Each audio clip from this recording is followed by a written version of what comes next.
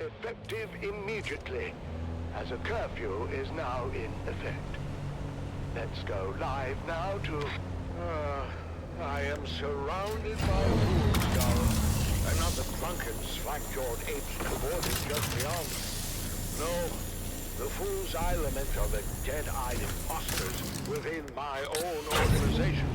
These so-called prefecture authorities that have, for some unknowable reason, ordered a curfew and the streets cleared. 2 orders that I, as the High Prefect of Carthag, with the most complete knowledge of our forces' capabilities, would submit, we have no bloody hope in hell of enforcing. 2 orders that will, in the end, only serve to incite the drunken mob more, if not compel them to violence. Sorry, the girls are afraid. Listen, girls. This is a Series 7 armored ground car. The same vehicle used in the Emperor's own livery. The Series 7 is renowned throughout the Imperium for its immense... Amphitheater security has been overwhelmed, sir. The surrounding precincts are pulling back as well. Word is, this is escalating into a full-scale revolt. Darling, if we don't survive this, I want you to know, I hate your entire family. Father!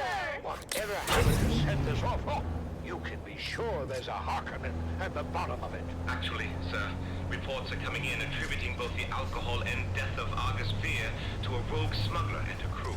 Still, I suggest we withdraw to the residence until the situation is secure. Oh, yes, Davros, get us out of here. Sir?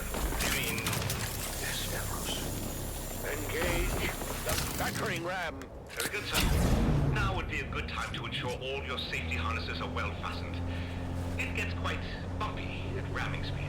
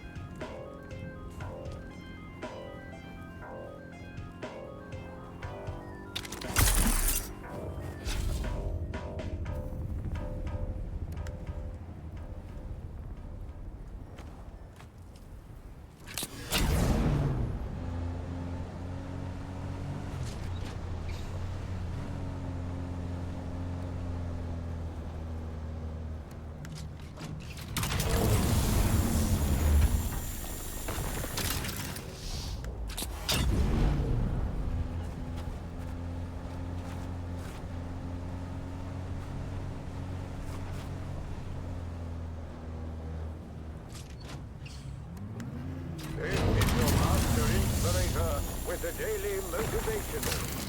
Today, you must remember, when you live with purpose, hard work isn't an option. It's a necessity.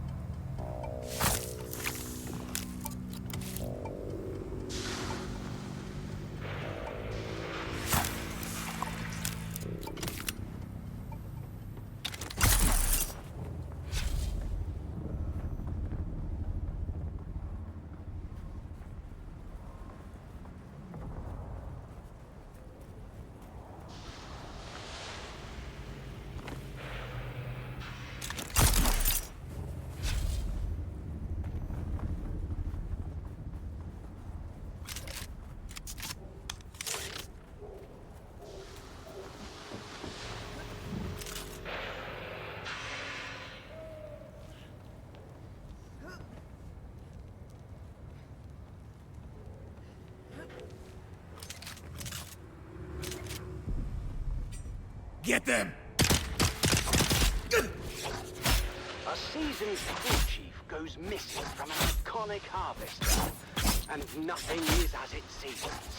In this tale of intrigue, betrayal, and deadly ambition, the sands of Arrakis hide many secrets.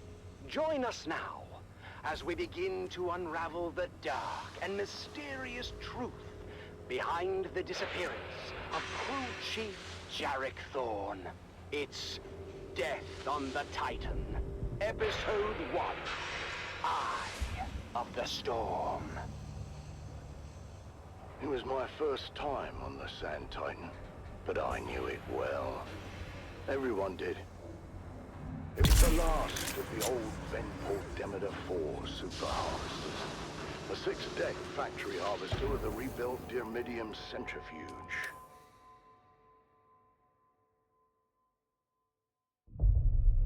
Constituent parts. The Sand Titan had become a symbol of the Spice Miners Guild itself. Its silhouette was a well-known and comforting sight upon the dunes. But I wasn't there for the tour. I'd followed a long and circuitous route from Transport Thopter to Transport Thopter as I worked my way into the deep desert where the Sand Titan roamed. As a senior ombudsman for the Spice Miners Guild, it was my job to solve problems and make sure that the spice kept flowing. The spice wasn't flowing, though. The Sand Titan had been pinned down between two storm fronts and had gone dark for almost a week. That, in itself, wasn't unusual. The deep desert was known to be a chaotic wasteland with rapidly shifting weather patterns, amongst other palpable dangers. Now, the unusual part is the content of a secure transmission from the Titan's command deck. It turns out there'd been a suspicious death on the Great Island. Anger and fear. Unfortunately, anger and fear are bad for production. So I was ordered out of my comfortable to find the Sand Titan and make things Eyes on right. target. It's the last leg of my fragmented journey. Shields up! Thorne's guild record once more. Chief Thorne was a man of discipline and was well regarded by his crew. By all accounts, Thorne wasn't one to shirk his responsibilities or fail in his duties. Now, in fact, Thorne had never even been late for a single shift until that fateful night. My first interviews were with the tool pushers assigned to Thorne's shift. He just didn't show up. I knew right away something was wrong, so I went down to check his cabin, but he wasn't there. We were between two Coriolis fronts at the time, so we were running dark. That means we were operating mechanical only. All electronic systems have to be shut down. You know, to protect against the heavy electromagnetic interference generated by the storms. Anyhow, like I said, we were running dark. It means all holograms were offline. There's no quick way of finding them. Yeah, the Titan's a massive beast. So, what did you do? We did it the slow way. Searched everywhere from the top down. That's the command deck, the mess, the crew deck, the crew lounges, the intake deck, the processing deck, the storage racks, shaft disposal.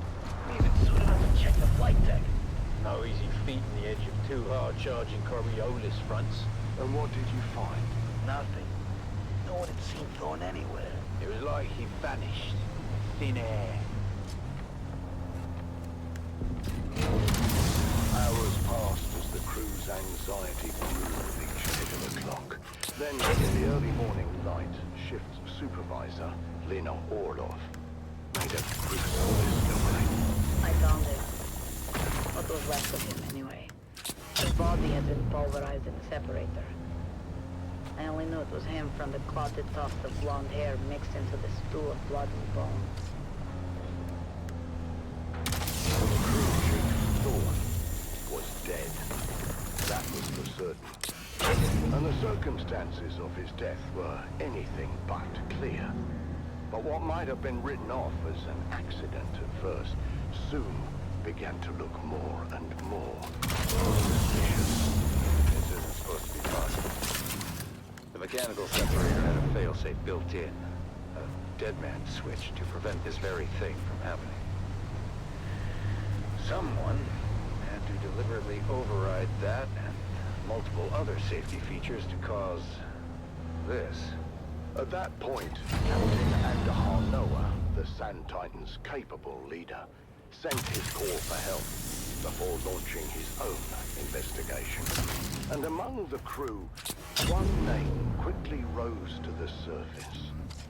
Deckhand Rico Marr.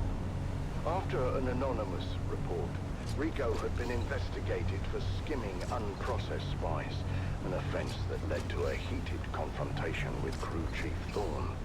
Tell me, Tessa, how did you come to be in the crew lounge when Thorne and Rico came to blows? It was Captain Noah's off day. I was passing through the lounge on the way to pick up the cake. And what did you see when you got there? Thorne and Rico going at it. There was a lot of yelling at first, but it got physical quick. I mean, Rico was a big guy, but Thorne knew how to fight and laid a beating on Rico.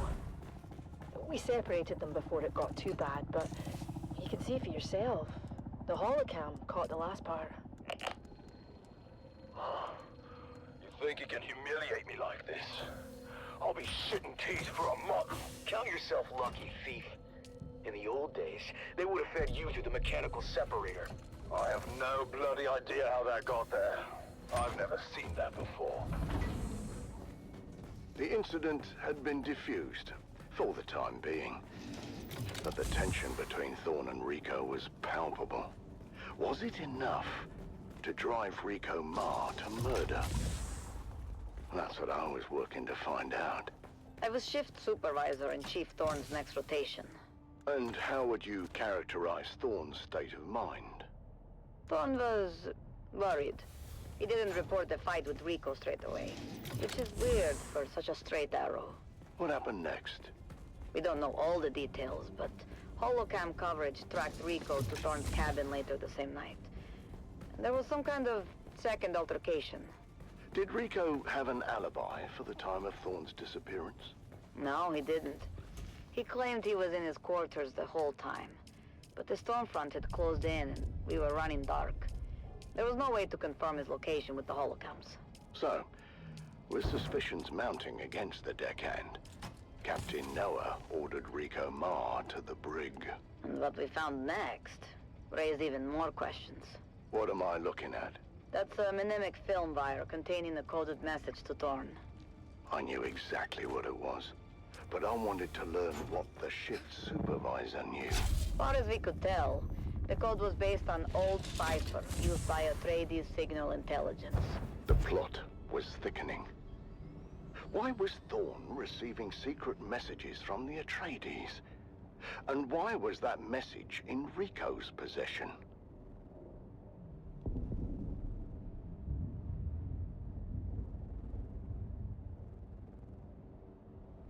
I hadn't decided yet whether Rico was lying or not, but it seemed the crew had made up their minds. Let us in there. Just give us 5 minutes with our good friend Rico.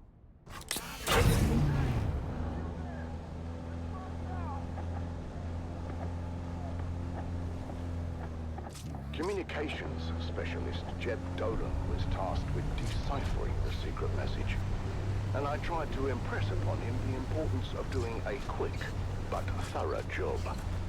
What started as a murder was rapidly becoming something else, and I had to get to the bottom of it quickly. The Spice Miners Guild had a mandate to remain neutral in the ongoing war of assassins, and had successfully done so. Thus far, or had we?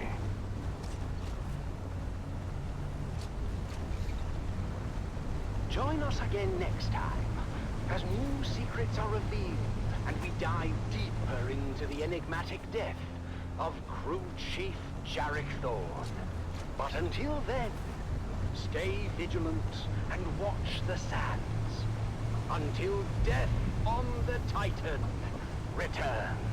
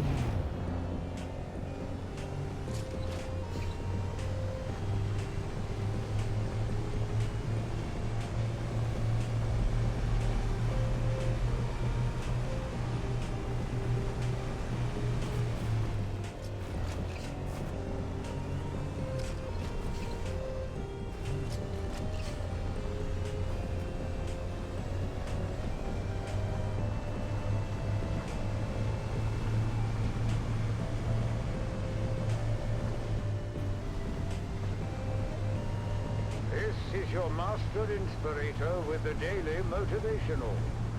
Today we must remember, we don't work for recognition, but to work worthy of recognition.